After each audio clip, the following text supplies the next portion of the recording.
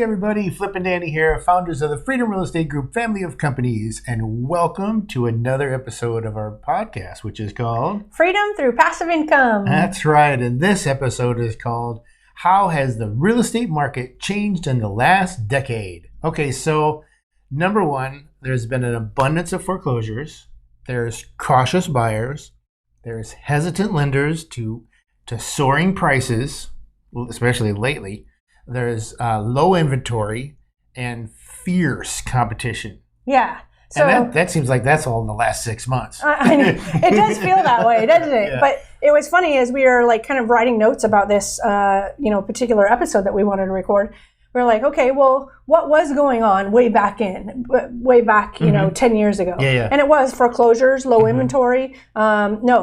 Foreclosures, cautious buyers, hesitant lenders, because we were coming out of 2008, right? And then now, 10 years later, we've got three completely different opposite things going on: soaring prices, low inventory, and fierce competition. Like, it's crazy the night and day that we're seeing from, 10 years ago. So we wrote down, we wanted to hit a few points of some of the most significant things that have happened over the 10 years and try and do it in a very short, amount of time. So here we go. And go. Number one, homeownership peak in 2004 was 69.2%. The reason that we're quoting that is to compare it to where we're at now. In 2008, there was still the hesitancy in buyers. The lenders were also more cautious, and only 35% of those who lost their home bought again, according to CoreLogic. That means 65% of people that lost their homes went into renting. That just blows my mind. That peak from 2004 is just gone and wiped out based on the 2008 crisis and the fear that kind of went into people losing their home and all that equity. Yeah, they're like, I'm not doing that again. And what's actually funny too is a little side note. We were actually renting in Phoenix. We lived just north of Phoenix. Yeah. We were renting our house, and they called us. The owners called us and said, we just got foreclosed on, and so we need to move back into that house. Yep. So do you want 30 or 60 days to move? Yep. Next thing you know, we're moving to Ohio, and but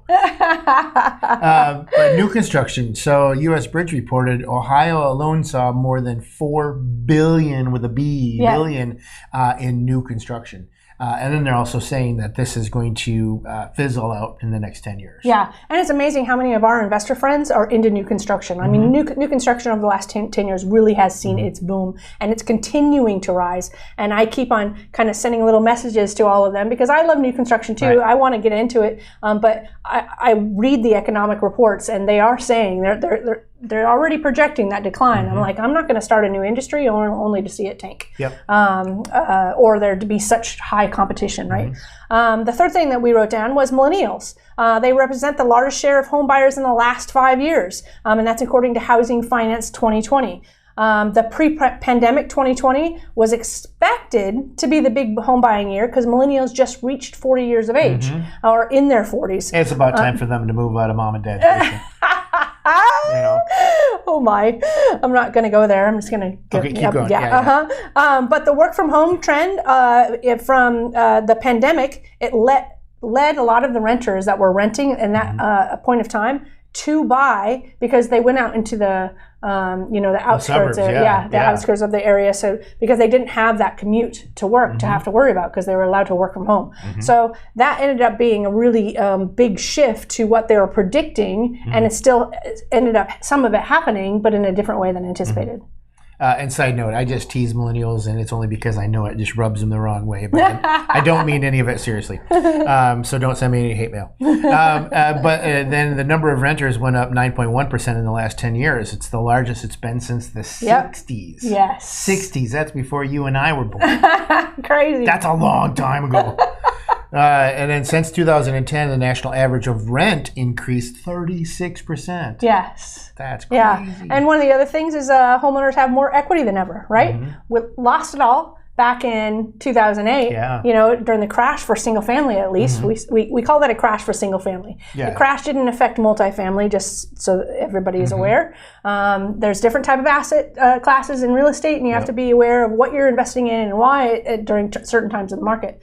But because of that crash, people, large portion of people lost their equity. And so now that we've seen this, upswing, it go crazy, especially after COVID, people have more equity than they ever have had before. We were in Texas not too long ago, maybe a month or two ago, and our friends were saying, my house doubled. Yeah. Literally doubled in price, yeah. So it's crazy. So another thing, so Dayton, where we are here, in Montgomery County, they had a record shattering year in 2021, and the number of sales at the end of 2021 was 4 times higher than 2011. Yep. 4 times. That's crazy. April 2022, seeing stabilization, slightly less than the year prior, but still at higher prices. I mean, we saw it just 2 months ago. A neighbor on this side of our house and a neighbor on this side of our house both went up for sale within 2 days of each other. They both sold in a day, and they both closed in less than 4 weeks. Yep. Yeah. The new owners still haven't moved into either house, so we'll take it if they don't want to. But yeah, it was crazy. And crazy prices on both properties too. And median sale price nationally rose 35%. So homes over $100,000 saw the largest increases. So as the bigger you get, the higher the increase. So obviously that's going to have a little bit more weight. But 35%, that's pretty big. Yeah. No wonder we're seeing such an upswing. Yeah, and then remote work has people moving to areas that they've only dreamed about, like Florida. Who else is moving to Florida? Oh gosh, I'm trying to think. I can't remember who was. Us. But not just to Florida, but to just their vacation spots or places that they just dreamed to live in, and they can still work from home. And now they can because there's so many people that are still offering remote work. I think that's a trend that's going to continue. Not all. I don't think it'll continue as big as people think. I think a lot of people, I know some of our team, we love being in the office. Absolutely love being in the office. But, there's certain industries that are going to just, they're able to hire talent nationwide, right? Because they've adopted this work from home atmosphere. And people are able to now live wherever they want because they can find remote work. So that's probably been the biggest, one of the biggest changes over the last 10 years. Yeah. So. Well, we hope that you enjoyed this episode. Make sure you head on over to freedomcapitalinvestments.com to join the Investor Club. And also make sure you're hanging out with the gang on Facebook and LinkedIn and YouTubers and Instagrammers and all those other things. And make sure you hit the like button. You're going to hit the like button because I don't know. You can move wherever you want to move. There you go. If we add any value at any point in time, we hope you hit that like button. It does help the algorithms, and it lets other people kind of see our videos. So thank you in advance. That's right. Well, we always like to end all of our episodes with invest smart, live happy. Bye everybody. Nothing on this show should be considered specific, personal, or professional advice. Please consult an appropriate tax, legal, real estate, financial, or business professional for individualized advice. Opinions and information on this show are not guaranteed. All investment strategies have the potential for profit or loss.